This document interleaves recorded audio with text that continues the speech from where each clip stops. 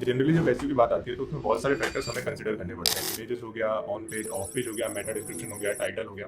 उनमें से एक और चीज़ जो बहुत इंपॉर्टेंट होती है वो होती है लिंकिंग। उसमें 2 तरह की लिंकिंग आती है, एक्सटर्नल लिंकिंग और इंटरनल लिंकिंग। तो आज हम बात करेंगे कि इंटरनल लिंकिंग कितनी इंपॉर्टेंट है और आप कैसे कर सकते हो सही इंटरनल लिंकिंग अपने पेजेस पे। सबसे पहले तो अपन बात कर लेते हैं इंटरनल लिंकिंग कितनी इंपॉर्टेंट है, उसके बेनिफिट्स क्या हैं। सबसे पहला बेनिफिट है कि हमारा जो यूजर एक्सपीरियंस है वो बढ़िया हो जाता है। सेकंड, क्राउलिंग और इंडेक्सिंग बहुत बढ़िया हो जाती है। थर्ड एंड लास्ट, जो पेज अथॉरिटी है वो भी बहुत अच्छी बिल्ड हो जाती है। तीनों ही चीजें बहुत इंपॉर्टेंट है आपके पेज को रैंक कराने के लिए, आपकी रैंकिंग को मेंटेन करने के लिए। अब अपन बात करते हैं कि इंटरनल लिंकिंग आपको करनी कैसे है। सबसे पहले तो आपको ध्यान रखना है जब आप इंटरनल लिंकिंग कर रहे हो तो रिलेटेड पोस्ट की करनी है। जैसे आपने कोई आर्टिकल लिखा है किसी टॉपिक पे, जैसे बिल्डिंग्स के बारे में लिखा है, तो उसमें आर्टिकल में जो आपको इंटरनल लिंकिंग करनी है उन कंपनीज की करनी है जो बिल्डिंग से रिलेट करते हैं। इससे लॉजिकल साइट स्ट्रक्चर क्रिएट होता है। जब भी यूजर आपके पेज पे आता है तो उस लिंक पे क्लिक करके सही जगह पहुंचता है। जब वो उस लिंक पे क्लिक करके सही जगह नहीं पहुंचता है तो वो एक लॉजिकल स्ट्रक्चर नहीं होता, उससे बाउंस रेट बढ़ती है और रैंकिंग भी डाउन। सेकंड थिंग है एंकर टेक्स्ट को भी सही से करना है। एंकर टेक्स्ट बेसिकली क्या होता है कि जब भी आप कोई लिंक डालते हो तो उसके नीचे जो टेक्स्ट है वो सही होना चाहिए।